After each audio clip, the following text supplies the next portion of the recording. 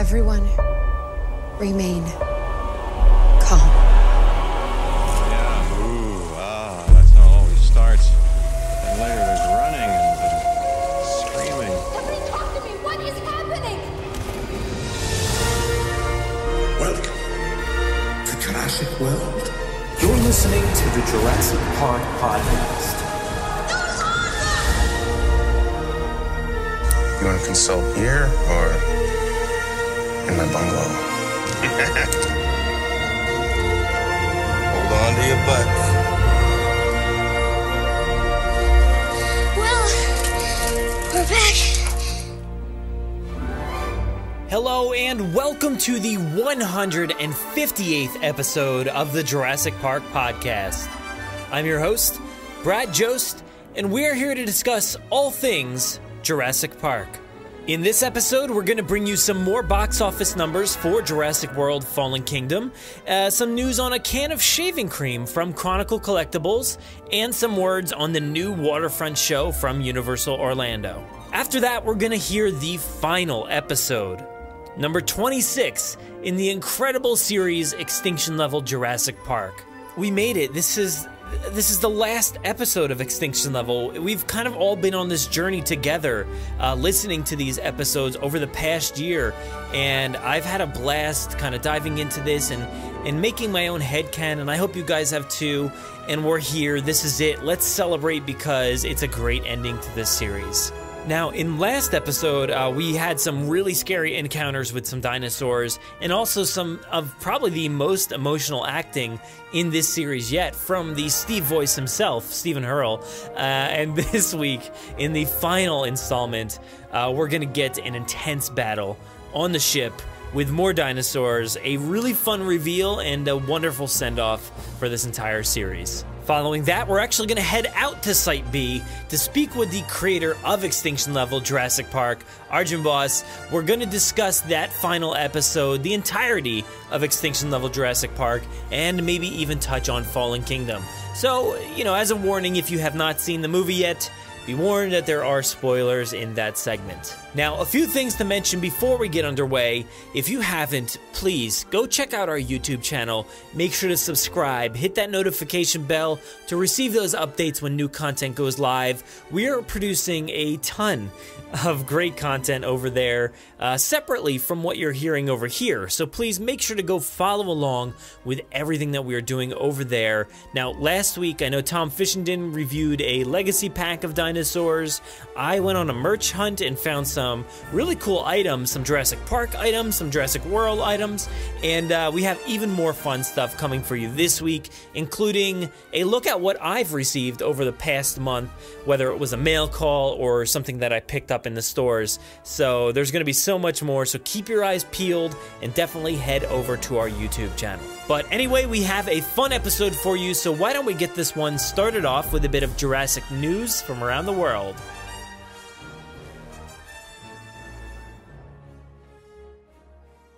18 minutes and your company catches up on 10 years of research. Access rate program. Access new security. These pictures were taken in hospital in Costa Rica 48 hours ago. I don't want to jump to any conclusions, but look. Boy, my head being right all the time. But today, I guarantee it. Alright, so we have some information from Box Office Mojo.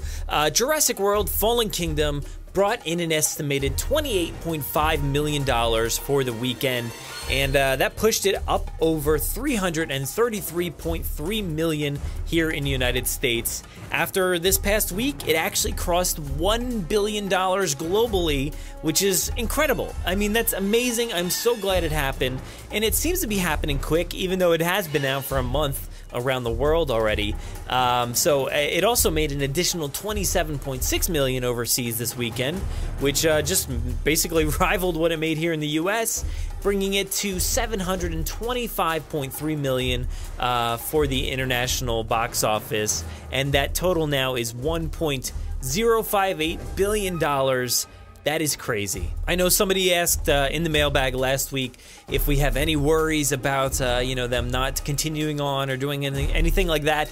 I think this thing is going to be here for a while. We at least have one more film left that we know of Who knows where it will go from there, but if they keep up these billion-dollar numbers, which has only really hit about 35 films so far, which is crazy. It's still a new process getting up to 1 billion, so that's fairly awesome, and I think we're going to have a lot to look forward to. If you want to read the full box office figures from all the other movies this past weekend, head to the link in our show notes.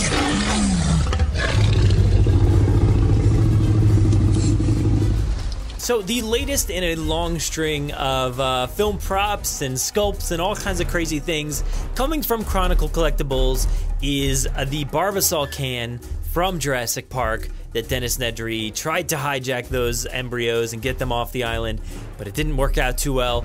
So you can now own a 100% screen-accurate version of that Barbasol can from Chronicle Collectibles. The thing looks fantastic from the images that they've already displayed online. This is one of those things that I am really looking forward to. I have always wanted a really accurate one that has the dinosaur embryos inside, and this thing is crazy. I'm just so thrilled to have something like this available for purchase. This is going to be a lot of fun. There's not a lot of details as of yet. This information comes from an article from IO9, so make sure to check that out via the link in our show notes. They're mentioning that it could be somewhere in the ballpark of $200, which is actually really affordable from Chronicle Collectibles. Usually their stuff is pretty high priced. $200 is actually somewhat affordable from them. So make sure to keep an eye out online for more information, and we'll definitely feature it here on the podcast.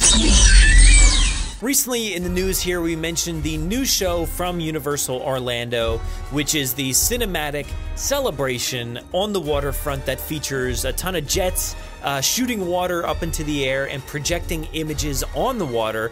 If you've seen anything out in Disney, whether it's on the West Coast or the East Coast, they have these types of shows where they project those images on there.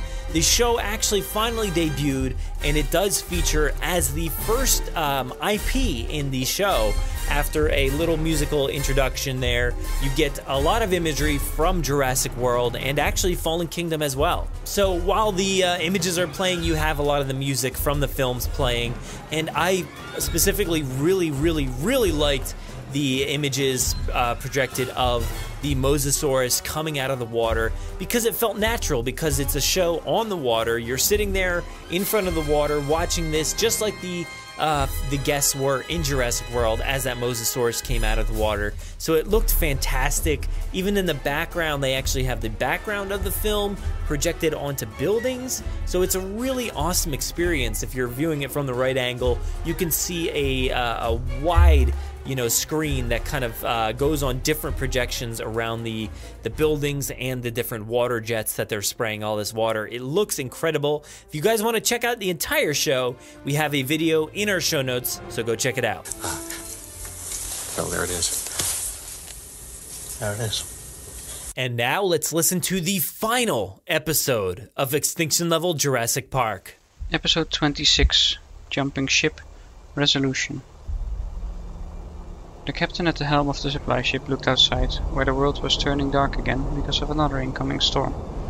Waves around the ship were getting higher and rougher. Unhappy, the captain listened to a US Marine commander who had hailed him a moment before and was now giving his orders to the captain over the radio. We command you to turn your heading east and follow us for quarantine and questioning in Costa Rica. The door opened and Simon Masrani entered the bridge. The weather is getting rough out here, isn't it? Mr. Masrani, yes, and I'm afraid we have some bad news. If you fail to comply, we will be forced to consider your vessel contaminated, and we will destroy the threat. What is he saying? That's the bad news. The Navy caught up with us. They want us to follow them to Costa Rica. And there is a helicopter coming for us too. What? Over there. It seems to be coming straight for us. Inside Gutierrez's helicopter, they're also hailed by the Navy ship. Unidentified aircraft, you are interfering with a military operation. You are to redirect your heading and turn east. The ship on your course is under quarantine. If you were to land on that ship, we will not allow you to take off again. Over. Thank you for warning. I will not land, but will drop 2 people. They have important message for crew of ship. Over. Let them be aware they're entering a quarantined area and will not leave again until we say so. Pilot looks back. Sarah nods. Get my father home! He'll wait for you in Costa Rica at the Forensic Pathology Morgue at San Joaquin de Flores. Thank you. Tim rests his hand on Sarah's shoulder while she looks out of the helicopter down to the nearing ship. She looks back over her shoulder to Tim. Sarah, go with him. You've done enough. Thank you for everything. What do you mean? I can handle this. Tears fill Sarah's eyes, letting it sink in that her father is really gone. She looks down a second and then back up at Tim. Thank you. Don't mention it, it's alright. While the helicopter is positioning above the ship, which is rolling on the waves, Masrani and the captain see the doors of the helicopter open up. What the hell are they doing? From the helicopter, Tim Murphy is now hanging out of the door, almost ready to jump from the helicopter onto the ship. Rain hits his face. Hold on. As the ship rolls up on a wave, the pilot of the helicopter suddenly pulls up to avoid getting hit by it. The distance now too big to jump. Tim looks back at the pilot.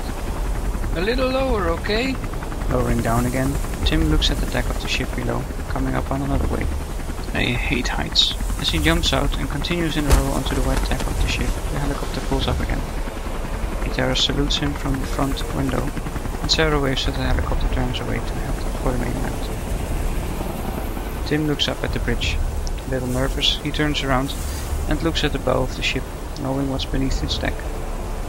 The door at the side of the bridge opens up and Simon Masrani steps outside. Murphy, is that you? A little confused to see Simon Masrani at the bridge, Tim walks up to him. Come inside. What are you doing here? When Tim enters the bridge, Masrani closes the door behind him to keep the winds out.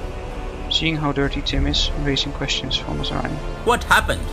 Catching his breath, Tim responds quickly. A lot, but there's something more important now. You've got velociraptors on this ship. Raptors? Below deck. Masrani turns to the captain. Contact that Navy ship? We can't follow them to the mainland before we neutralize those raptors. How many men do you have on the ship? Including ourselves, 7, and we have no weapons on this ship. Tell them we need to return for Sona. We need their help. In the calmer waters between Isla Sona and Isla Muerta, some time later, both the marine vessel and the supply ship have gone for anchor, and the supply ship is boarded by marines.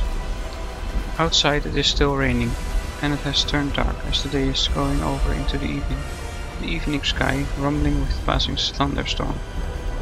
With 12 marines standing on deck, Tim is advising their commanding officer about what happened and what to do, and he asked to join them, telling the officer about his experience on the island.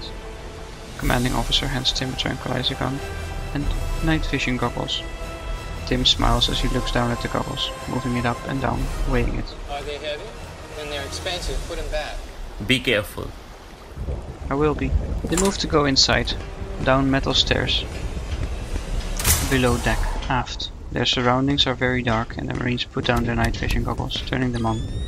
As silently as possible, they move through the ship forward to the bow in green fluorescent surroundings.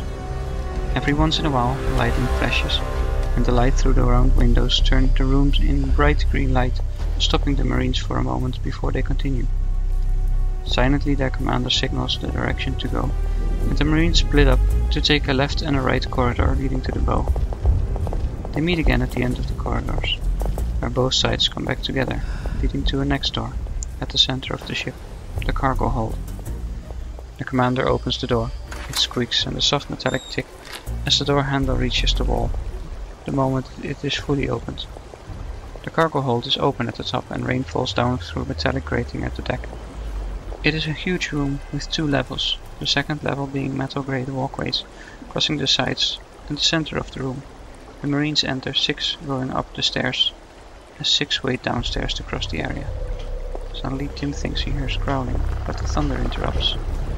He stands still, looking around to see if he really heard the sound and where it had come from. He continues moving with the 6 marines on the bottom level. The 6 marines in the great walkways split again into groups of 3, going left and right. A raptor screams as it jumps up onto a large crate. It immediately moves to attack one of the marines. Together with 2 of the marines, Tim also aims quickly and fires, all darts hitting the animal. Distracted, the velociraptor loses its balance and falls down off the box, missing its target. Another marine immediately fires a net over it, which hooks around the grating of the metallic floor. The raptor cannot get up, and the dart makes it tranquil, sleepy. A second later, the next attack comes from the second level. 2 raptors run screaming over the metal grate walkway, one jumping down. The marine, which was its target, rolls onto his back, just missing the claws of the raptor as it comes down. Turning, the marine aims his tranquilizer gun and fires, hitting target. The second jumps to attack the marines on the second level. The marine, who was its target, uses his tranquilizer gun to hit the raptor off, making it fall down to the bottom level, hitting the floor on its side. Trying to get up, it is hit by a dart from one of the marines from the second level. Both raptors fall down through their legs to the floor. Damn, they're big. Back! Fourth raptor attacks, crossing from across the room at high speed. The commanding officer calls out to the 22-year-old marine. The animal is charging. Grady! Tim aims his gun and fires, hitting the target again. The raptor slams down to the ground, stopping at the feet of the marine. Thanks! The commanding officer looks at Tim. 4 down. How many more? Can't say. Hearing more growling, they know there still are some raptors around. In silence, lightning flashes, and this is the moment 3 more raptors choose to attack together. From 3 sides, they close in on the marines on the ground. 1 marine is taken down by the first raptor, jumping on his back, slamming his face down to the floor. Screaming, the marine goes down and dies quickly. The second raptor then grabs the marine named Grady by the shoulder with its teeth, pulling him backward. Grady screams in pain. At the same time, the second raptor runs around the marines, distracting them. Tim and 3 marines fire darts at this raptor, missing it.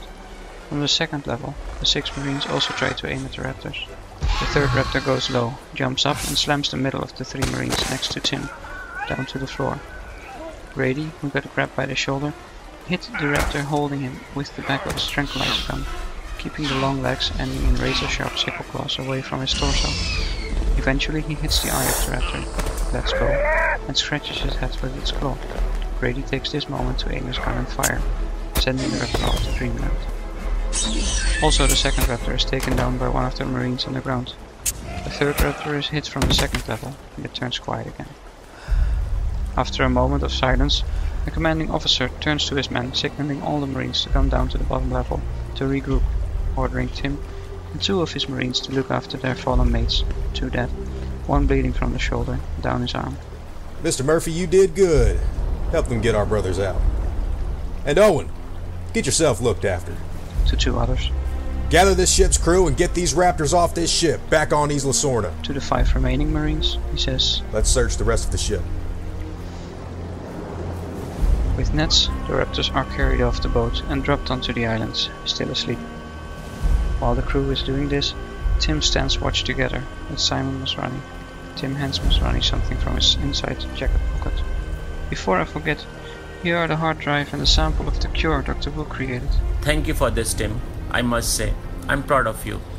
The Tim I met earlier this week would not have gone down with those marines, smiling as you did. I know, you were right. They're animals. And I am right to fear them, too. Sir, if you don't mind me saying, the thought that these were on their way to the mainland, it scares me. I'm not sure keeping them alive is the best thing to do. We will be more careful in the future. They are magnificent, and people will love them for it. So you're still planning to put these out in the park? I'll be extra careful with them. We will see. But ever since the world got to know about this creature, demand to see them is rising. This will delay, it seems. But who am I to refuse the world? The remaining marines that were still down, combing the ship, now came up on deck again. The commanding officer walked up to Masrani. That was the lot of them. The ship is clear. When you're done, we go for Costa Rica. I thank you.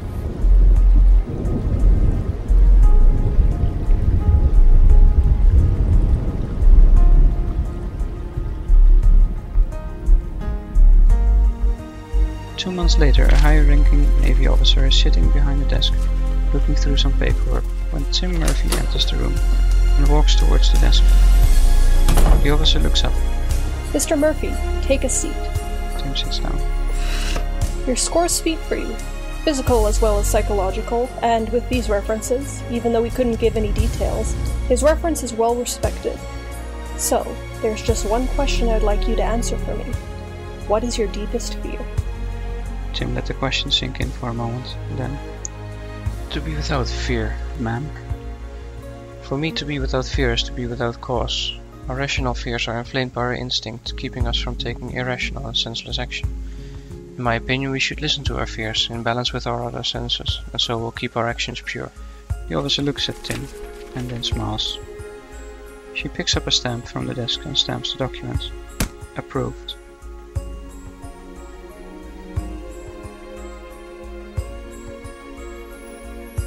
This is the end of Extinction Level Jurassic Park, a year's journey from start to finish. I thank you for listening and your support this past year, and I want to thank everyone who voiced for one or two or more characters. In this episode you heard two new voices, those of Clayton Fioriti as the Marine Commander and Kristen Larson as the Navy Officer approving Tim for duty.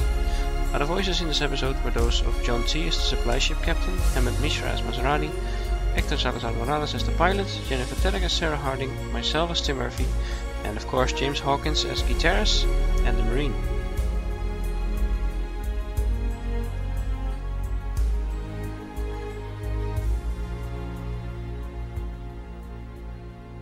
Stay put for a bonus scene that will follow in a moment.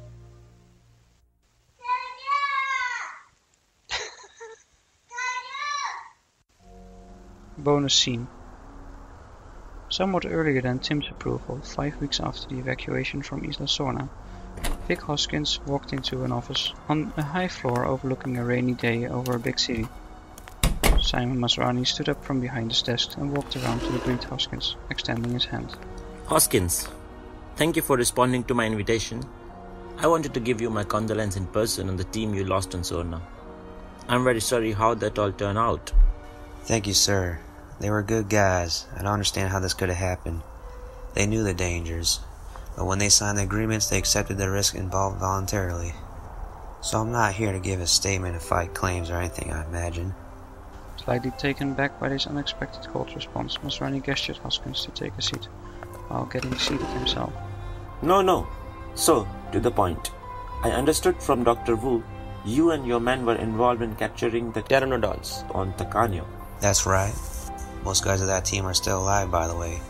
Released to their contracts when we shrunk our team on the island. They were not the ones on Sorna at the time of the evacuation. That's good news. With light on recent events, I want to develop a large-scale security division for InGen. With your experience, I'd like you to be the head of the division. First task would be to locate, isolate, and capture those pteranodons that escaped Sorna and return them to the island. Okay. I'll get a contract written up and send your way. We'll discuss and adjust the details afterwards. Sure. Also, I'd like you to go to the United Nations Assembly next week. I understand Dr. Grant will speak there. Apparently, he's suggesting to set up a ranger station on the island to study InGen's dinosaurs for their preservation. It could be the perfect opportunity for us to get the cure of the animal there. But we need a man on this team. So, Henry finally told you about the disease now, did he? Yes. When Mr. Murphy gave me the cure, I asked Henry about it. He told me he was worried, not knowing how to save these animals. Now we no longer have resources on the island. And of course, we need to save these animals. Alright. Don't worry.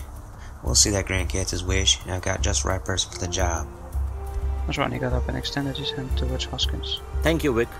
Let's meet again in 2 days. I'll send you a meeting request. Hoskins got up too and shook Masrani's hand. I'll be there. Then Hoskins walked out of Masrani's office, taking the elevator down.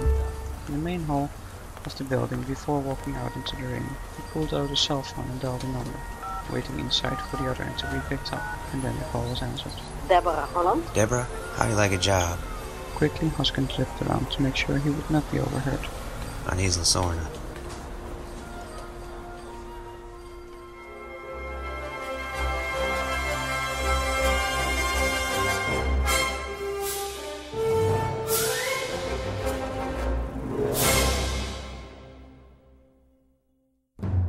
Thank God for Site B. Site B? Yes, Site B. No force on earth or heaven could get me on that island. Site B, don't worry. I'm not making the same mistakes again. Come on, okay, so there's another island with dinosaurs, no fences. Site B. And you want to send people in? Yes. Very few people. Yes. It's not a research expedition anymore. It's a rescue operation, and it's leaving right now. You cannot land on this island. This is Isla Sorna. Site B. Yes. We're on Isla Sorna, and we need to talk to the boss. Site B. No, the lady. Enough. Wrong frequency.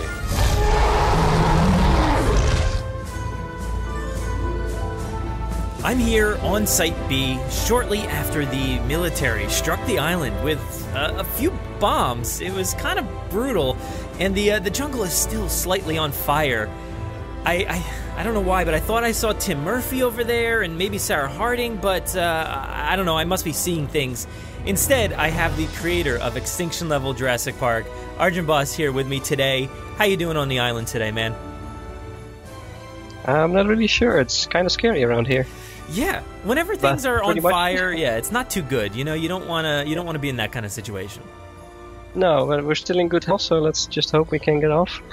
Yeah. Well, I mean, I brought s'mores, so just in case, you know, we can kind of toast it over the trees over there. I think we'll be good, though. That's nice. Let's do that afterward.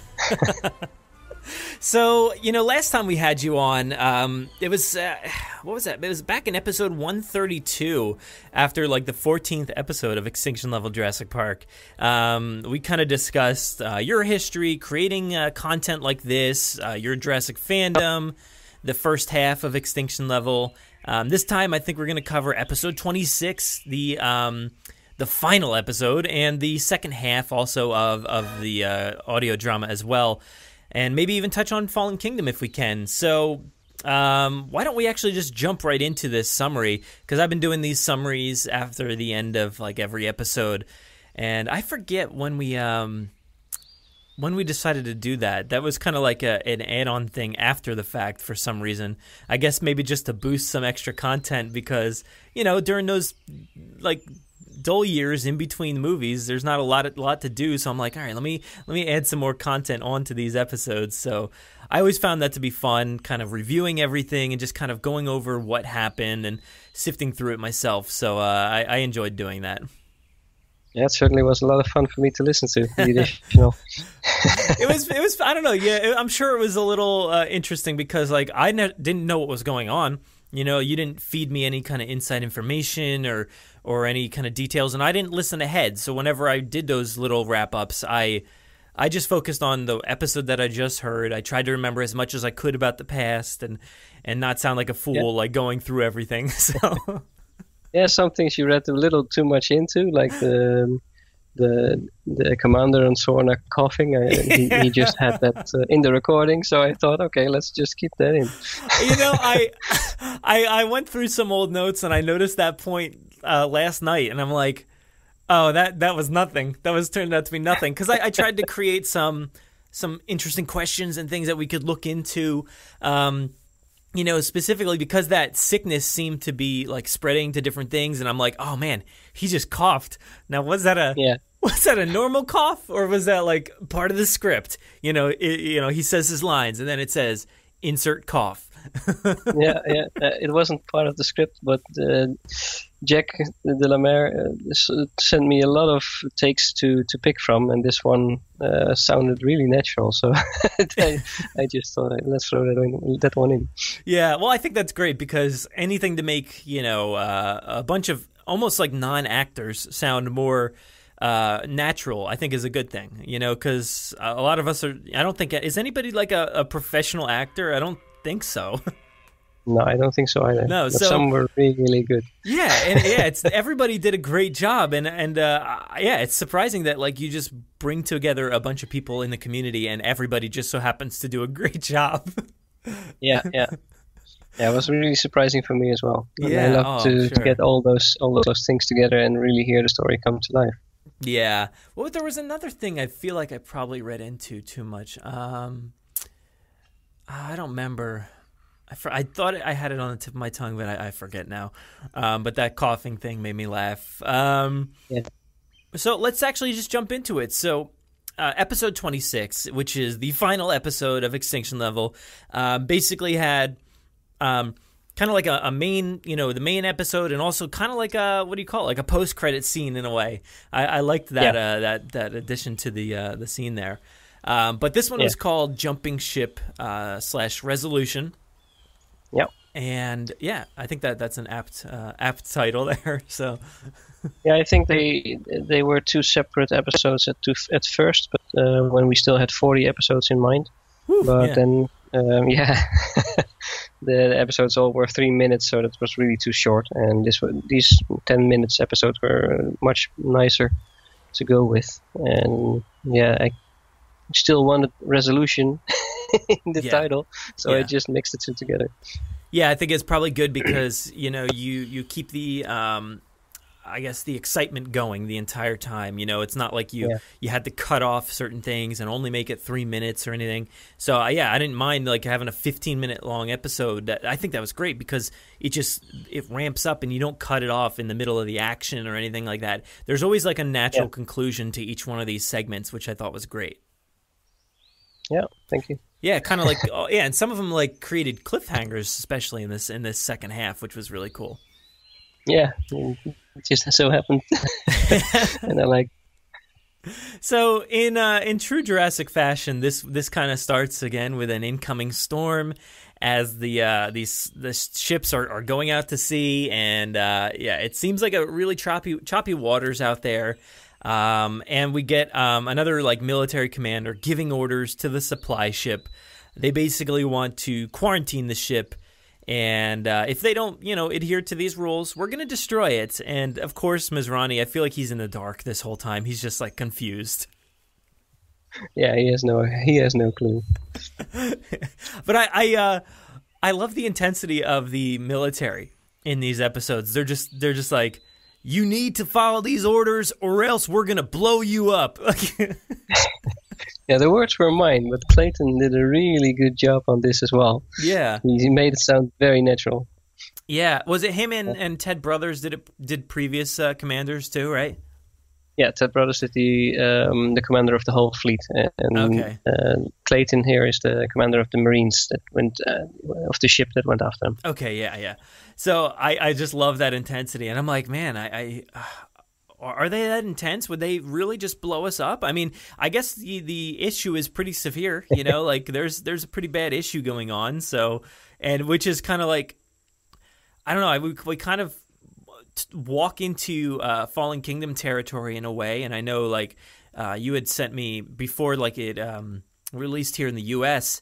You're like, all right, there might be something like, you might want to tiptoe around. Don't mention like any kind of connections and stuff. So I liked how it kind of fell onto these concepts from Fallen Kingdom, but didn't actually like, really rely on it too much.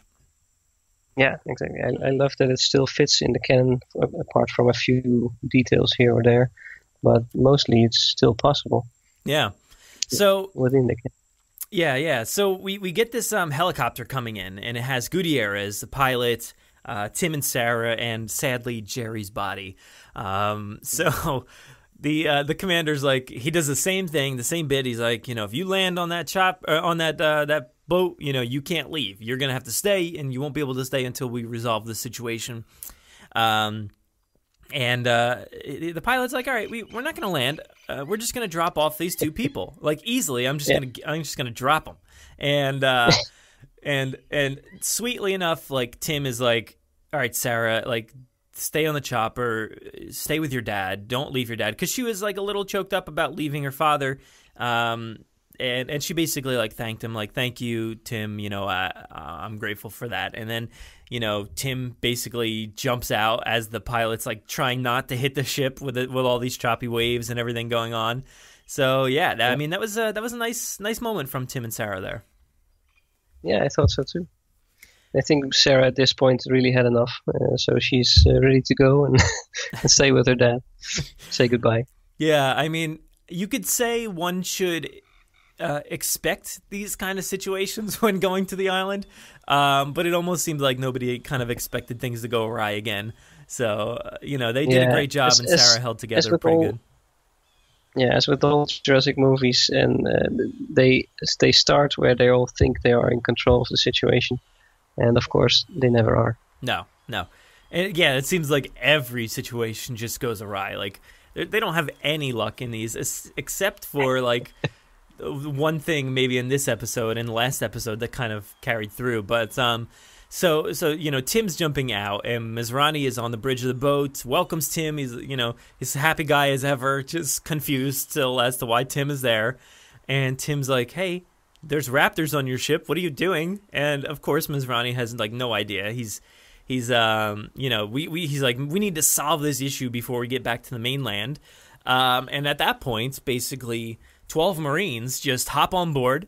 And, Tim's like he almost like takes command in a way. He's basically telling them what's going on. He wants to join the force and make sure that they resolve this issue.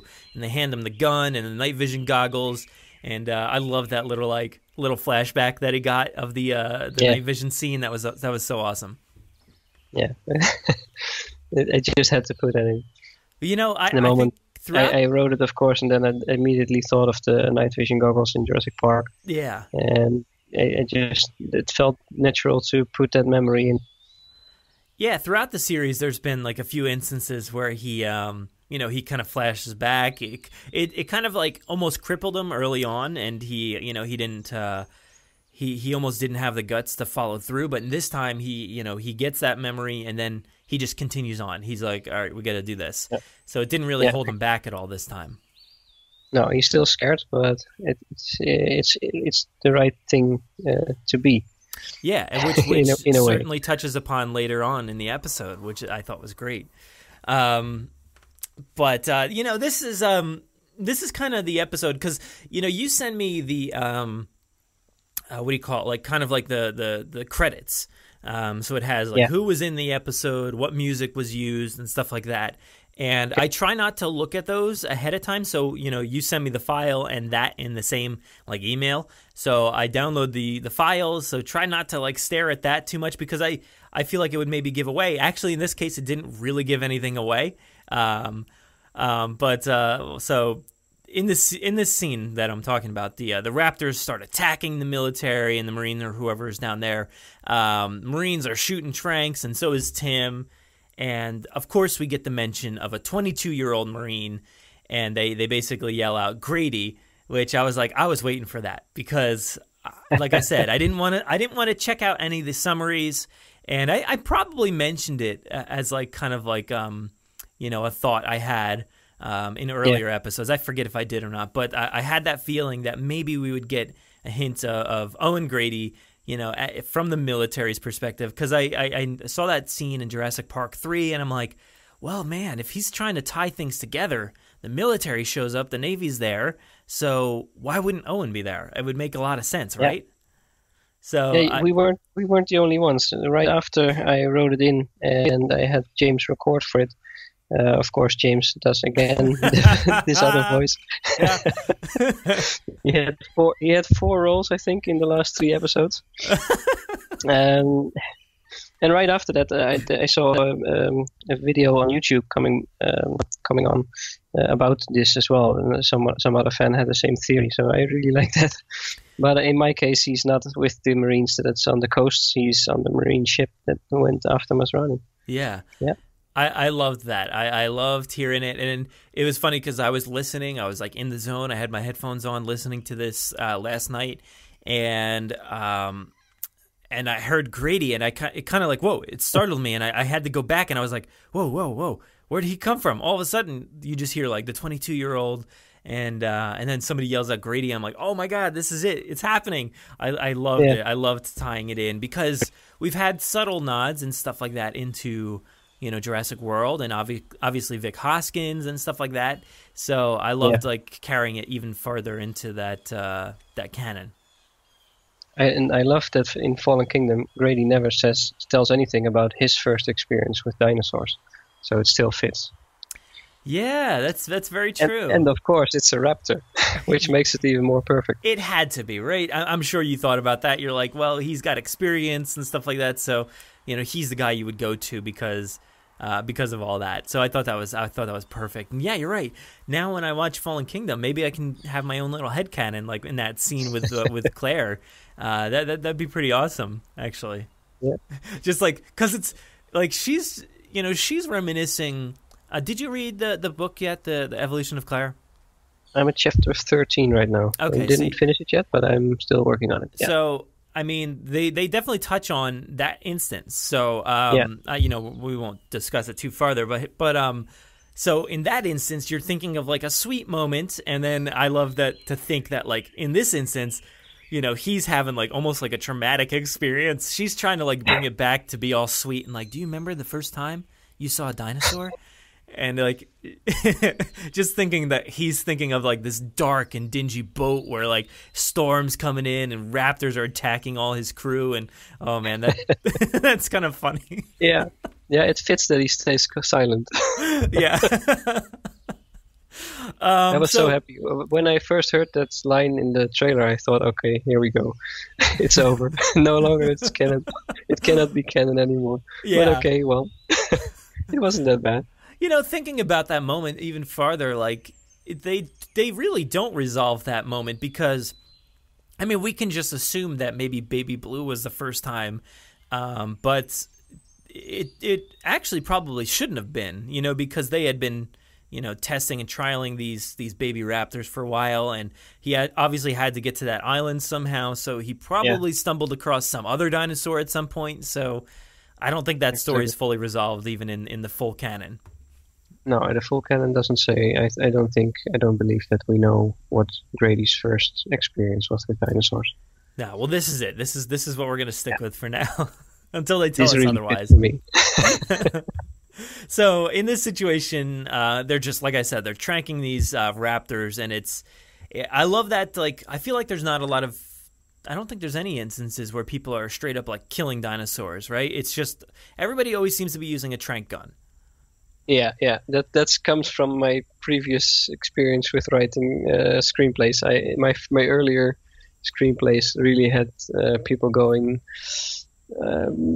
not so gently with the dinosaurs, and I got some comments on that, people not liking it, so I changed that for Extinction Level. Yeah, I can understand that. I'm not a huge fan of, like, you know, those dinosaur shooting games, because it seems like a lot of video games that we get are like, you know, everybody just wanting to destroy dinosaurs like they're zombies or something like that, you know. And I kind of like the fact that it's, you know, they're tranking them, they're going to try to take them off eventually and get them back to where they belong and stuff like that.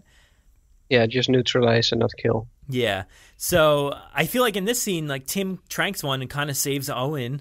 There was like 4 raptors initially, and then like 3 more attack. So there's a lot going on. Like, Marines are being killed. I think ended up with maybe like 2 deaths from the Marines. One of the raptors even grabs onto Owen in like his shoulder area, and he's in bad shape for a second, but you know, he's saved. So they finally take out all those raptors. The commander like congratulates Tim, you know, job well done, good job. Tells Owen to get his shoulder looked at, and then, like I said, he instructs the others to get the raptors off the boat and back to Sorna. Yeah, I thought that was a nice little touch, you know, to explain like what's going to happen with these raptors. They're going to wake up eventually, but we need to get them back to the island and make sure they're safe as well, which I thought was interesting because, like, the military is like, we got to destroy everything, but then also is like, all right, we have to preserve this, get them back to the island. Yeah. I think Masrani is on board, right? So they couldn't destroy them in front of him. Yeah, that makes a lot of sense. And speaking of Masrani, at this point, like, Tim does like that thread that I was talking about from like the past few episodes and stuff. He hands over the hard drive and the cure to Masrani. Yep. So, you know, a lot of the dinosaurs were having a hard time throughout this series, and even some humans and stuff like that. So, you know, we know that the dinosaurs are fine in the later series and the movies and stuff like that. So we're like, all right, how's this going to get resolved? And we almost think the cure is destroyed at one point, and it's not, luckily. So Tim hands it over. Masrani does his business and gets it all taken care of. Yeah. When I wrote the story, I never expected that Sorna would be written off for Jurassic World. Mm-hmm. If I had, maybe I would let them destroy the island, because that was initially happening in the earlier screenplays. And then they went to Nublar after that. And, well, now we still have Sorna. And I think we still have Sorna in Jurassic World as well, at least the island. I'm not sure about the dinosaurs on there.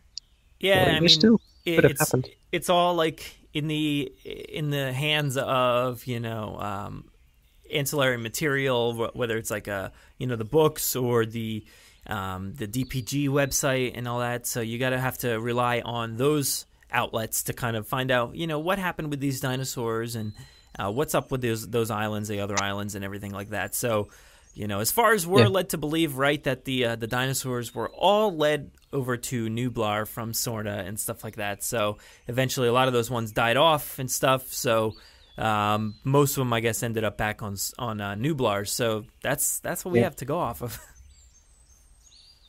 Why did they die? I don't know. Yeah, that's a whole separate conversation that we could have for a very long time about what happened to all the different species. Even the DPG mentioned that there is within the official lore through the DPG, they mention sickness. So, well, who knows? Yeah, it's not the official statement made, of course. No, and it's interesting because I thought sickness was going to play a bigger role, because there was behind the scenes footage and stuff like that of how they built the Indoraptor, animatronic, and they said that they made it very, almost incomplete. It was basically falling apart, and it had scales that were falling off, and it was kind of diseased and infected looking. So I was like, oh man, that maybe this is the start. This is that instance where this thing bites a bunch of dinosaurs and it basically acts like rabies and just spreads, and then this sickness kind of contracted amongst all the dinosaurs and leads to some dire consequences for the next movie. So we didn't really get that at all. That never actually happened. We never got that animatronic in the same way, and in the final film there was no missing scales or anything like that. No, but I did hear them talking about stuff that they didn't want to include yet. Mm-hmm. So maybe you're right, and that's it. That's the part they left out. Yeah, I think you're right. Maybe. Yeah, Colin talked about that a lot recently. He's like, we didn't want to put, what did he say, 5 great ideas into one, story. He wants to spread it out so that we have something to talk about later on. And that could be one of those things that they're like, well, we don't necessarily need that. It doesn't do a lot for this story. And even Fallen Kingdom kind of has a lot of those attributes where there's a lot of threads that are not really expanded upon, that we're like, we'll save them for later. So people are like, we never got an answer, but there's another movie. Just, stay calm. Yeah. You'll maybe get some answers hopefully next time. And that's the great thing about Jurassic World, that we know we're going to get the next one. Yeah, that's a good thing. It makes a lot of money, so they're okay to keep making them. Exactly. That too. So Mizrahi's very happy in this situation in Extinction Level. He basically is like, Tim, you're very different than the one I saw a few weeks ago. You're so much braver now, and you did the right thing. And Tim basically concludes that he's right to fear the dinosaurs, and he actually mentions that, which kind of also falls into or ties into Fallen Kingdom. Maybe keeping the dinosaurs alive might not be the best thing to do, which I thought was a great nod. Is that something that you had in your original script, or is that something that you heard Ian Malcolm kind of talking about this stuff in the trailers and decided to include it? No, this was always in. Nice.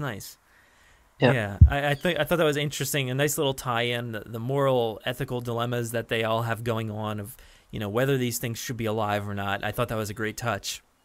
Yeah, I found the whole Malcolm stuff inside Fallen Kingdom. It's incredible. It really fits my view. Yeah. It's really great to see Malcolm in Fallen Kingdom with the lines he said, and I also like the way Claire evolves in a way, where the story leads her. It was a good way. I think I talked in another podcast about I'm not on the side of Claire, not on the side of the DPG. So to see them making that change to get that really dilemma stuff inside Fallen Kingdom, I really liked it. Yeah, I think that may be the best part for me. Yeah, even Claire kind of settles on that, discussion that maybe this might not be the best thing to do, to leave these things alive. She doesn't want to. She wants to make them live and continue on and thrive. But in that instance, she's like, well, this might not be the best thing to do. And that could have been something that really destroyed her character for a lot of people. For me, if she had pushed that button, it definitely would have been like an insanely dumb call.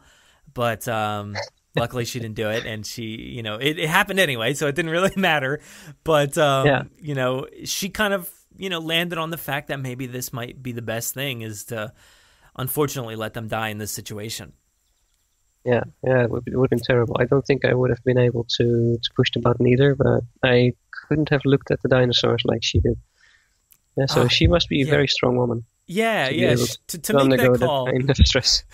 To make that call, and then to go out and like just stare at them even farther, like, oh, you're just watching them die. Oh no, I'd be like, close that little door and then like turn my back and be like, I'm sorry guys, I don't want to do this, but I can't watch. Yeah, exactly. But I love that Mizrani here is like, I'll try to be more careful in the future. Well, it didn't exactly work out for you in the end, but he was careful for quite a long time. He did a pretty good job over the years, and I mean, I'm sure there's a lot of untold stories about how maybe uncareful and unsafe, that park was. But we're led to believe that, over the past 10 years, prior to Jurassic World, that everything remained fairly safe, and he was definitely more careful. Yeah, they just had 4 raptors in the end, and they had another raptor program, I believe, before these 4. So I really wonder what happened there. How it turned out that Blue is the only raptor now alive. Yeah, I don't know. I'm not sure I buy it fully, but I don't know. There's a lot going on there. And, Mizrani makes the mention that the demand to see dinosaurs is rising. And I kind of like chuckled at that because, in Jurassic World, it's like, the demand to see dinosaurs is kind of dying. So that's what causes the destruction of that park. Yeah, but we have, of course, this is 2001, and we have, in the beginning, Eric Kirby flying onto the island, so that also points a little bit to people wanting to see the dinosaurs, but are not able to see the dinosaurs, which is why I fully believed Masrani would go for creating another park, like they did, and selling the point that it was Hammond's dream, but not being actually Hammond's dream, but yeah.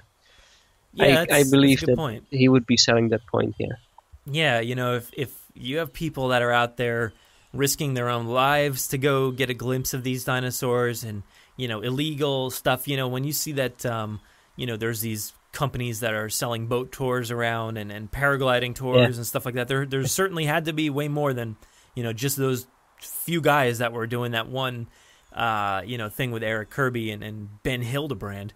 But it probably wasn't their first time. I think they had more people. Oh, for sure. Yeah. I mean, they had this like this parasail all designed and ready to go. And then there had to have been other companies competing to kind of get a glimpse. Whenever you go to like, a resort or something like that, there's people like flocking at you on the beach, like, trying to sell you tours and stuff like that. So I imagine anywhere near Costa Rica or any of those islands, if there's anything closer, I don't know. But I'm sure people were like, we'll sell you, you want to come out to Isla Nublar or Isla Sorna, and we'll get you close to this island, and you can take a look and see these dinosaurs firsthand. I'm sure there was tons of companies out there that were kind of doing that. So it's almost like, they're making money, they're profiting off of that. So why shouldn't we do it like legally?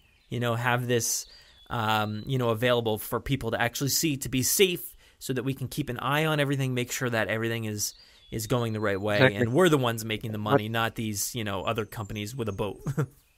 Much cheaper for security as well. If you have a park to secure and you're making money, it's much easier, much cheaper. Yeah, they have a head count on all those things, so hopefully there's not going to be anything going off that island anytime soon. So it lasted about 10 years, but yeah, exactly. And so he wasn't even lying. It was Hammond's dream before he had the other dream. Yeah. That's something people do. They tie. Okay, if it's not your dream now, it was your dream before. So I'm not lying. I guess Mizrani just didn't turn on the TV when Hammond was back on CNN. a little Yeah. while earlier. He You just missed missed that that bit. whole thing. He didn't pay attention to the news at all. So Yeah, busy. I love it.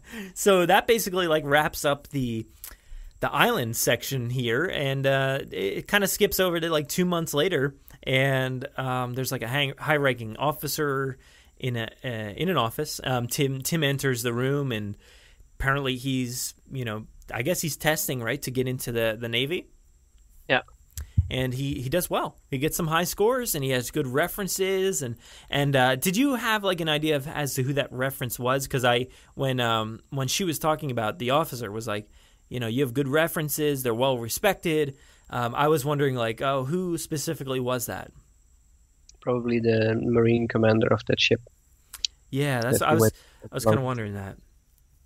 Okay. And then she basically asks, like, one last thing is basically, what is your deepest fear? And I loved, your lines, Tim's lines, to basically be without fear. There's no point, like there's no cause, no momentum, and basically that we should listen to our fears to kind of, get in touch with everything so we know what's going on with our lives, and fear is okay. It's okay to live with it. Yeah, that's what I believe. Yeah. I think that's a great thing, because you're not going to do anything if you don't look it in the eye and be like, all right, I can resolve this. I can do something and be a better person. So I really liked how like touching that ended, the scene here. And training, of course, like for Marines, you train, and that way you get confident what you can do and what you cannot do. And I think that helps to remove a fear of the unknown, because you start to know what it's about. And other things, fear, I think it's a natural part of us, and it tells us what we don't know enough about. So maybe we need to learn to understand why we fear. Yeah. And surpass that. Yeah, I really like that. There's a lot of those moments in here where you had a great like monologue with either you or Steve or somebody like that. I thought it was a nice way to end, to kind of wrap it up. But it wasn't exactly the end, because we also had a bonus scene, which I thought was awesome. Yeah. So basically, that one was inspired by the Jurassic Park Adventure books. Oh, the bonus scene? Yeah. Okay, all right. To tie that in a bit more, because in you have Survivor, Prey, and Flyers, 3 books that were written after Jurassic World, Jurassic Park 3, I believe. Mm-hmm. Or I'm not really sure. I think after, after. Yeah. And the second one of those, Prey, goes on Eric Kirby wanting to go to Sorna, and they follow a bunch. They end up following a few kids that landed on the island. And while Alan Grant is still, he wanted to create a ranger station on the island to study the animals. So that's what Masrani is talking about. Uh-huh. And that takes place. The bonus scene takes place right before that. I think a few weeks before that. And if you want to go with that or not, I found it very convenient for me or for Masrani in this case, to get the cure to the animals, because they don't have resources on the island anymore. Everything they had there is destroyed. And if Grant really wanted to go there to study the animals further, believable or not, I leave that in the middle. It happened for the book. It happened, and I liked to tie that in and get it the way to get the cure to the animals, because the woman that Hoskins calls, Deborah Holland, that's one of the characters from the book. Oh, okay. All right. I think she's part of the security there. She's part of Grant's team, and this way she's undercover. So it adds another layer to the book as well. Yeah, that's awesome. I love that, because you're tying everything into Jurassic World. At that point, the book is not necessarily doing that, because there wasn't anything in mind at that point. So in this case, we can almost blame Dr. Grant for like Jurassic World completely, like the whole park. It's Grant's fault again. Yeah, why not? Like if he didn't want to create that ranger station, everything would have been fine. I don't know. There still were dinosaurs on Nublar, as far as we know from Jurassic World. Yeah. So, yeah. So basically, in this scene, Hoskins kind of meets up with Mizrani, and Mizrani's apologizing for, I'm sorry you lost your team on the island. That was, tragic and all that. And Hoskins captured some pteranodons on Tacano, which was interesting, and basically mentions that, look, my team that captured those pteranodons were not all in Sorna, so they're all still alive. I can build this team up, and we can do whatever you want. And Mizrani, he wants to build up that security division for InGen, and that's basically again part of the start of this whole thing. And his first task is to go capture those pteranodons that escaped Sorna. So we see him at the end of Jurassic Park 3, and we know that they captured them via the material on Mizrani's website and stuff. So I thought that was interesting, and and then you make that thread to tie into like the United Nations Assembly. Dr. Grant's going to be there, and he wants to set up that ranger station to study the dinosaurs. So I thought that was a nice touch. So Dr. Wu, they mention here, was worried about not knowing how to save the dinosaurs. I guess that ranger station, like you just said, is a good way to administer the cure in that sense. And I like that Hoskins is like, we'll make sure that Dr. Grant gets his wish, on the ranger station. So it's kind of like this thing going on behind scenes. He's like, we're going to make sure it happens, make sure all this works out. And then eventually go capture those pteranodons after everything's said and done. Yeah, we know now, of course, that Isla Sorna and Isla Nublar are under Masrani's care in 2001. So basically, if he tells the United Nations that it's all okay, then why not? Perhaps that's why Grant got his wish. I loved it. And, it kind of tied nicely into, the post-credit for Fallen Kingdom in a way. It kind of like saddled up right alongside of it, I think. Again, pteranodons on the mainland. Yeah, it's like, all right, so we solved this one issue, but it's still an ongoing issue, and we need another team to go out and basically get these pteranodons. If Hoskins were alive, what would he think?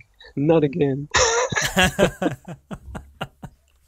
Yeah. I don't know. Hoskins is an interesting guy. If you take this canon, your head canon, basically into the real canon here, and I loved like how he progressed, and he's not necessarily he's not like an evil kind of guy that he is in Jurassic World. He's kind of like just like a strong force on this island, and takes care of the security and everything. And I don't think he's really as nasty of a guy or anything as he is in Jurassic World. No, not yet. I think at the level he's just in for security, and he has. I think to get as far as you do with Hoskins, you cannot start out that evil, because then you never climb up. You don't come anywhere. So to get where he is, he needs to be a good commander at some point. Yeah. And I think in this one he was. For the most part. Of course, he left his team behind due to pressure, but he's basically sacrificed. Not in the way what happened, of course. But he sacrificed himself to go after the guys that were still left behind, and he left his team to go back in the hope that they would be in time for evacuation, which of course they weren't. But that's not really his fault, is it? Yeah. No, but I like, in a way, thinking about it, it kind of sets up like maybe a relationship moving forward that, if they're going to administer like the cure, they probably worked hand in hand, Dr. Wu and Hoskins, maybe at some point. Obviously after all of Extinction Level, maybe that went down at that ranger station. They kind of got to talking because they seem to be on the same side in Jurassic World. And then maybe somehow there was an introduction to Mills at one point somewhere in there. That would be interesting. Yeah, who knows? Who knows? I don't really know how Mills ties into anything, because the backstory with Lockwood is very vague in Fallen Kingdom. But well, that's okay. Yeah, it's vague, but it lends to a lot of room for you to, create your own headcanon in a way. Yeah, and, maybe he reached out to Dr. Wu at some point because he's like, we need to do something. We need to make something special over here. We need some help. Would you like to do that? And then, Hoskins is like, I heard you on that phone call over there. What was that about? And then he wants in, and then everybody's a bad guy.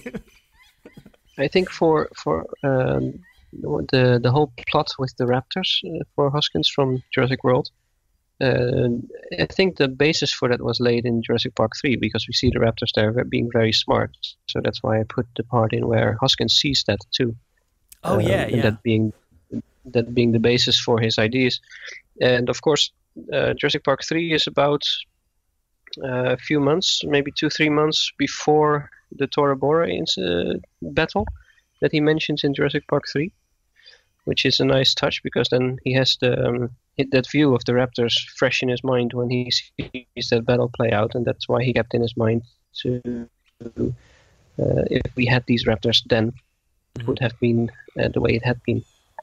Yeah, and there was also that moment I remember, I don't forget, a few episodes ago where he mentioned like basically I raised that Spinosaurus. I thought that was an interesting touch until it was like too big.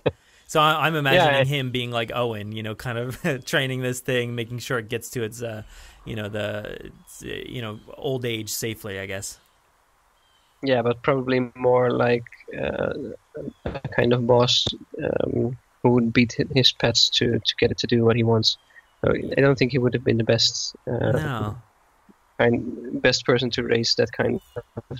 Yeah, I'm imagining. And that's why kind it's of also imagining quite angry at humans. Yeah, I'm kind of imagining like a Dieter Stark. He's got that shock thing, and he's like basically like tasing it every 2 seconds, like.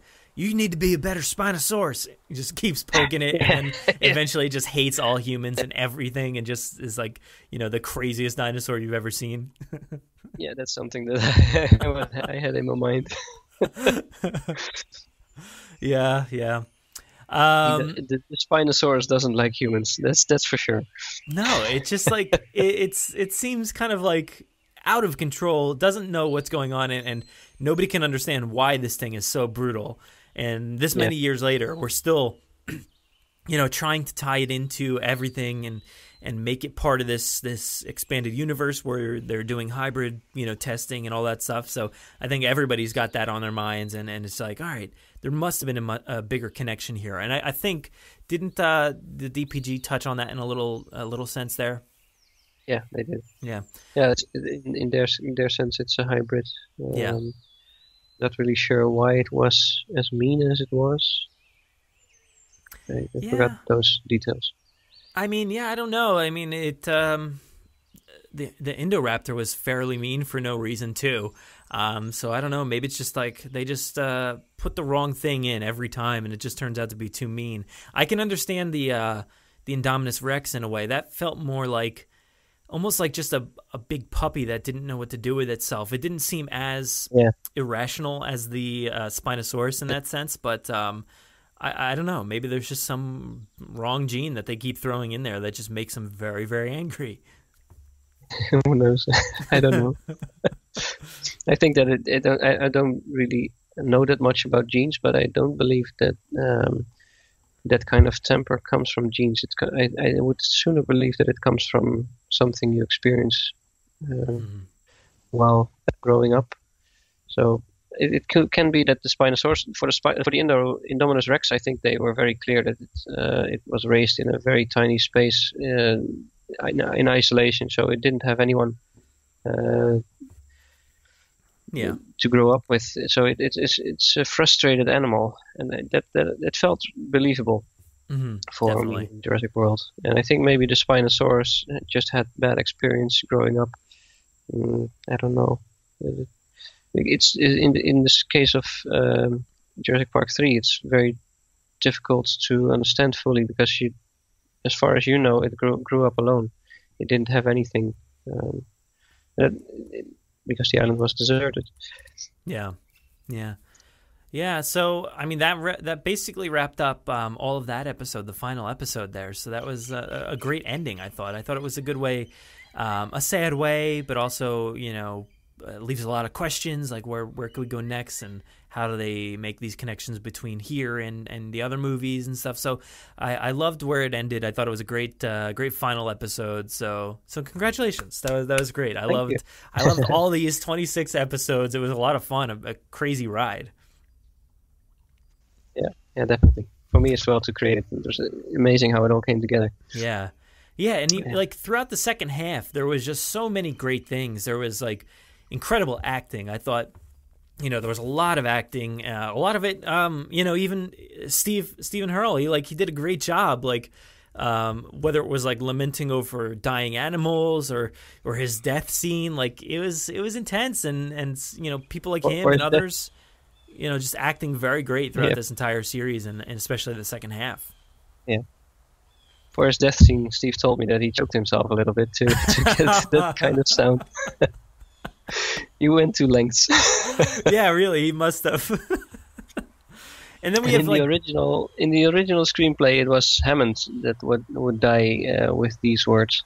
I had him die on the island while the island was blowing up. So he was basically blown up by the bombs from the Navy. Mm-hmm. But he was with his animals, and that's what I wanted. But then, of course, Jurassic World came out, and then John Hammond had already died in 1998.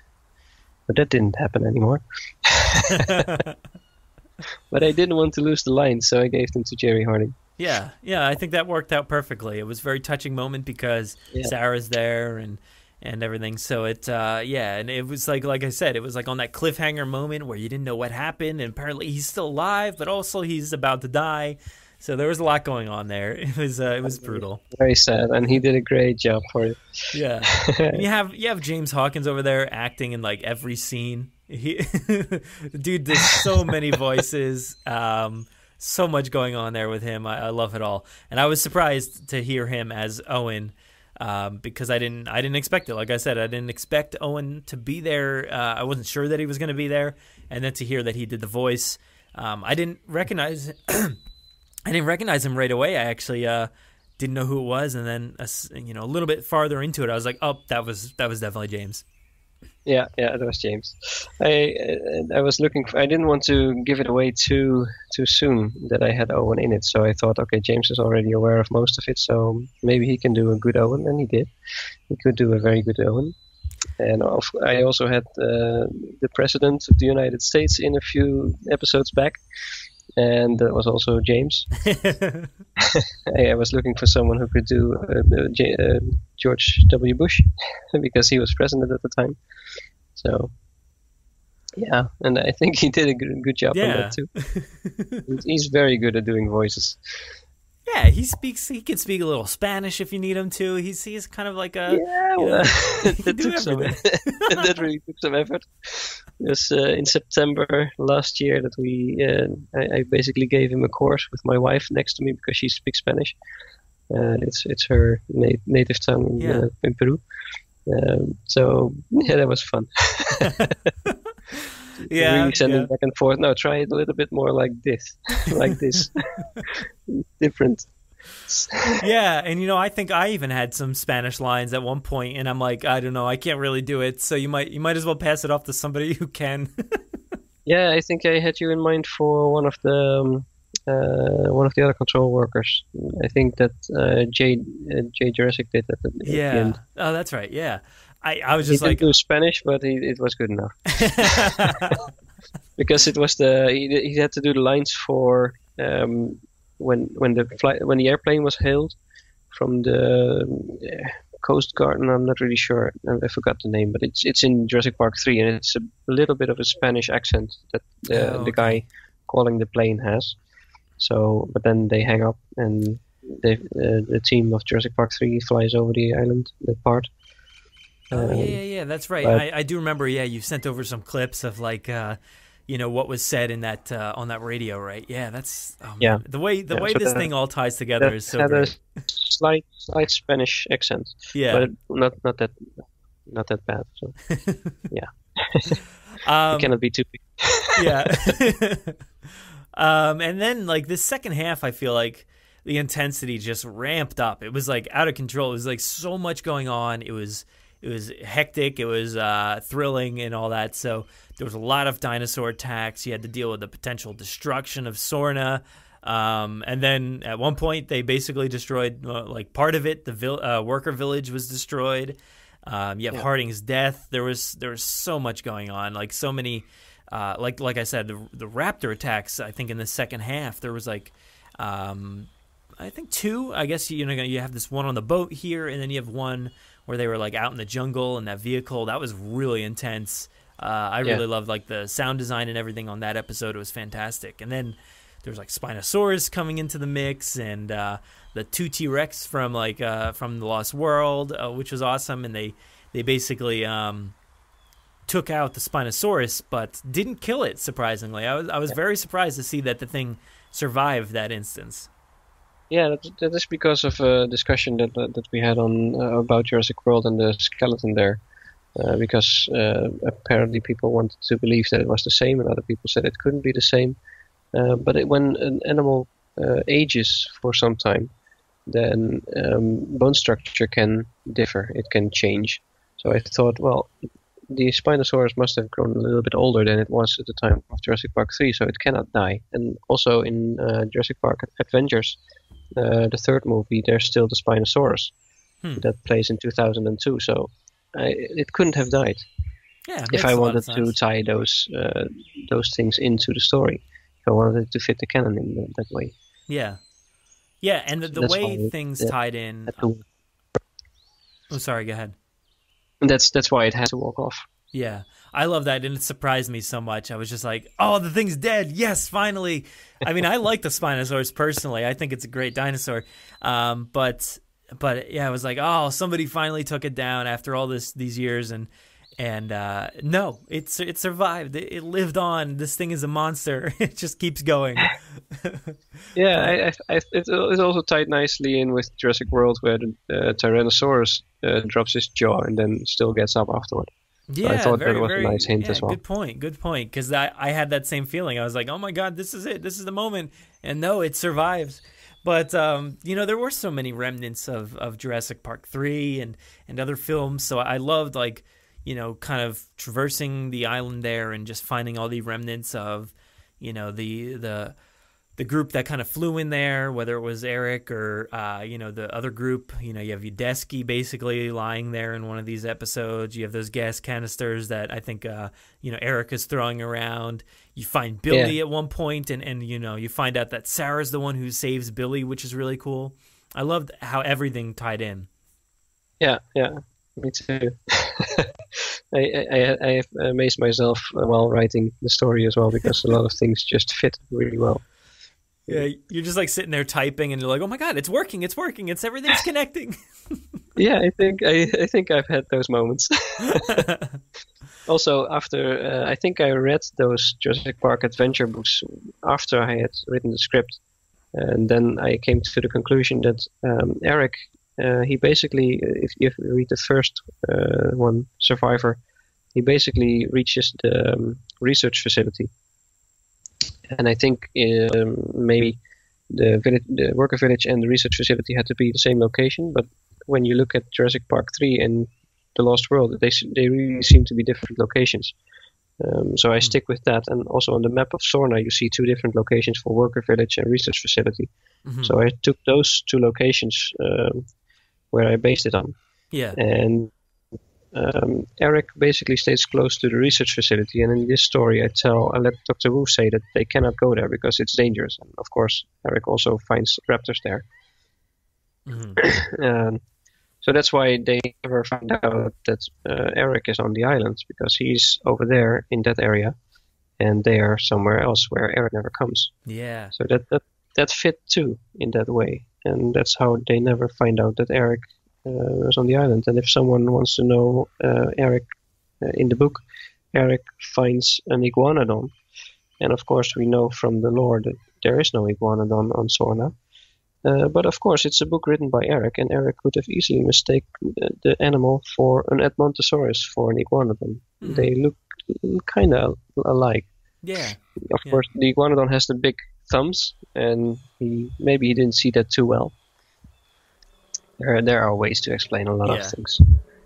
I love how that all tied together. Like, I think it was maybe Ted Brothers that had that line. Like, he's been there for 8 weeks and you had no idea. Like, that's crazy. Like, it's interesting to think of it that way. That there was a ton of stuff going on just a little ways away, at the worker village, but Eric basically sat over here the whole time and had no clue that any of that was going on. And that's pretty interesting. Yeah, and if you read the book, the Survivor book, then that's basically what happened. And a lot of things in movies as well, they happen that way, or that's the way I stick to it. And it could have been different, but it wasn't. So, I don't make a big fuss of that. Yeah. Usually. Yeah, and then, we get some other dinosaurs and stuff, like the Herrerasaurus was here, which was awesome. I loved getting, to hear those dinosaurs and follow that little brush up that they had with the people on the island. That was pretty awesome. Yeah, that's basically the first time that Tim uses his tranquilizer gun, and where Sarah can tell him, it's good that you were afraid because you were very sharp. Yeah, he basically used it.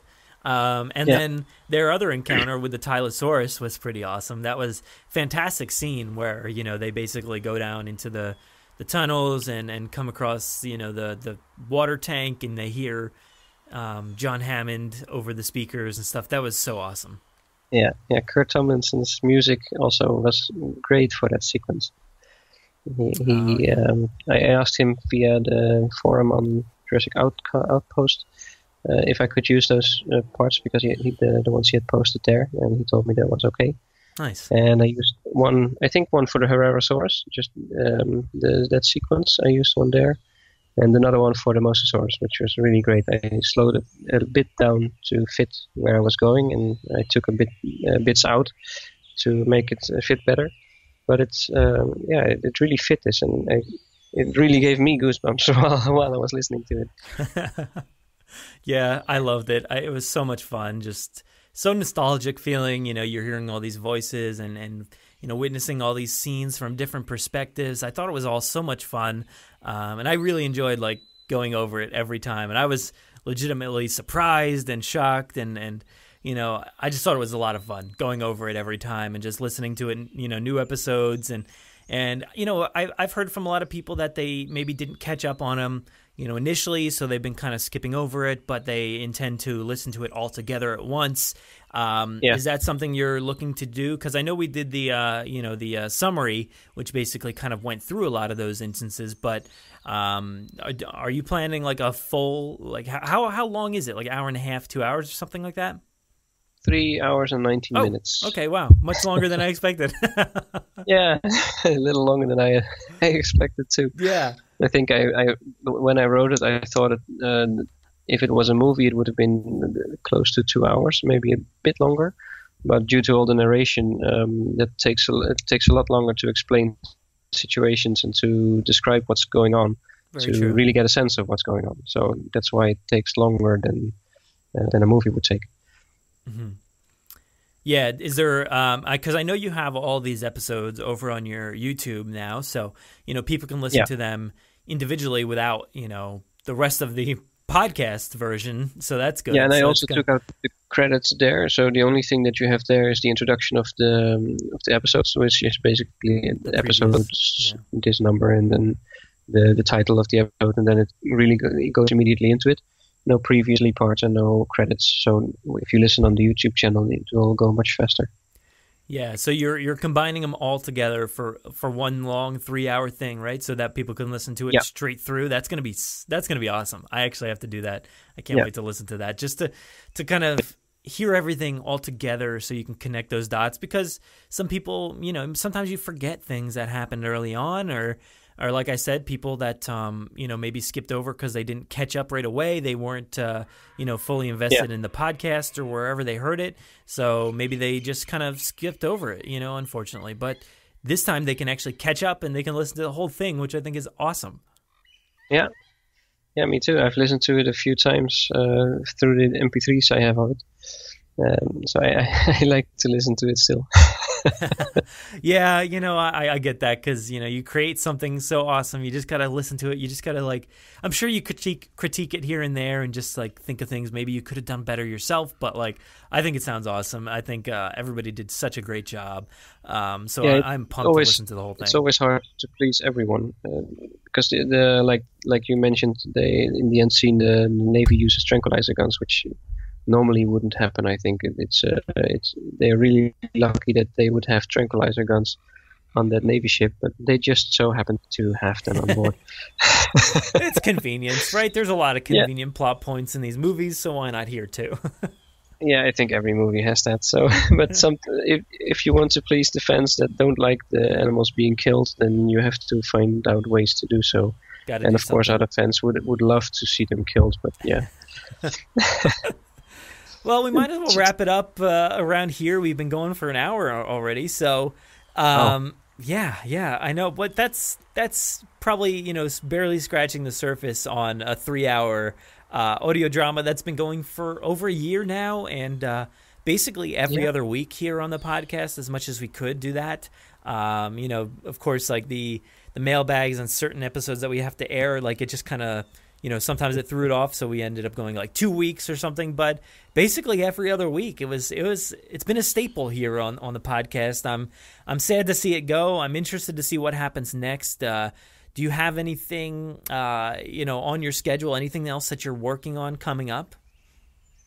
Not really. I'd worked on another screenplay which started around the time of the Pteranodon wrap-up. Roundup, so that's why I ended this one here too a little bit, but I'm not really working on anything at the time. Yeah, look, this is a massive undertaking. This is this is a massive undertaking. I produce this podcast every week, and in the month of June, we produce so many episodes, but the fact of doing this for a year straight, and just the intensity that I understand, how much effort goes into creating these episodes and layering it with different voices and making sure everybody lines up so it actually sounds like realistic conversations, because everybody recorded separately. Everybody did their own, thing. Yeah. You had your direction in the script there, but people had to, do it themselves, and you had to piece everything together, add that music, add the sound effects, make sure it sounded like a real place, a real, battle or a real attack or whatever it was. And I think the fact that any of this came together as a believable and emotional experience, I think is a miracle, and it's amazing. And I love that you did that. I'm super, grateful that you allowed us to, present this to everybody in the community over the past year. It's been a blast. I'm super grateful you had me on. Yeah. So, I think we have an episode with you actually, that we've had in the bank for a while. So this is certainly not the last time we'll hear from you here on the podcast. No, definitely not. So why don't you tell everybody else where they can find you and all these episodes of Extinction Level? You can find some of the tweets that I do on Extinction Level on Extinction Level LVLJP on Twitter, and you can find me on BOS_ARJAN at Twitter as well. And I also have a YouTube channel, which I always forget the handle of, but that will be you can find that through the Twitter of Extinction LVLJP. Awesome. The fire is getting very close over there, and I think I see a chopper. Is that a chopper? It looks like a chopper. I think James is up. Is that James? What is he doing in that chopper? Hey, James. James, come on, come get us. Maybe you can take us off. Take us off this island. The fire's getting too close. Thank you so much for joining me today, Arjan. Thank you. You're welcome. Okay. Bye. Bye, everyone.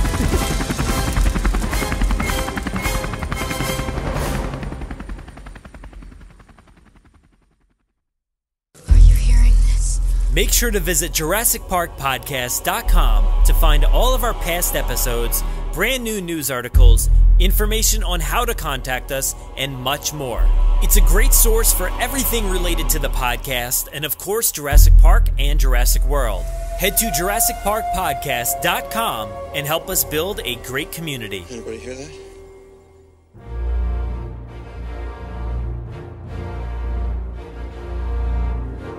Thanks for listening to the 158th episode of the Jurassic Park Podcast. Of course, a big thanks to Arjan for episode 26 of Extinction Level Jurassic Park and for joining me here on Site B. I'm actually very sad to see Extinction Level go and come to a close here. I really appreciate him for allowing us to air this incredible radio drama here on the podcast for over a year now. And also thank you so much to everybody who has been involved in this project. He was able to amass the biggest grouping of community members to take part in a single project. So I really think Arjan should be proud of everything that he has accomplished here. I am proud of it, and I'm very excited that we were able to showcase it for you all. He also has all this stuff over on his YouTube channel, so make sure to check that out and hopefully see that entirety, the long 3-hour version that he mentioned. Thank you so much, man, for letting us do this. It's been a blast. If you want to interact with us, we do most of our work over on Twitter at Jurassic Park Pod. We're also on Facebook at facebook.com/Jurassic Park Podcast, and our Instagram handle is at Jurassic Park Podcast. You can listen to us via Apple Podcasts, Spotify, Google Podcasts, YouTube, our website, or wherever else podcasts are found. So make sure to subscribe to automatically get new episodes every week. If you haven't already, please give us a 5-star review on Apple Podcasts. It will seriously help out our rankings and make it easier for Jurassic fans like you to find us. Don't forget to check out JurassicParkPodcast.com to find everything you heard here today. If you want to get a hold of us, you can email us with any news stories, MP3s, comments, or if you want to debut a segment of your own, send them to JurassicParkPod@gmail.com. Or you could submit questions directly on our website contact form. If you'd like to record something for the show, send it in to us and we'll feature it in an upcoming episode. If you don't have any way to record, you can give our voicemail line a call and leave us a message. That number is 732-825-7763. Thanks for listening and enjoy. No, I'm simply saying that life finds a way.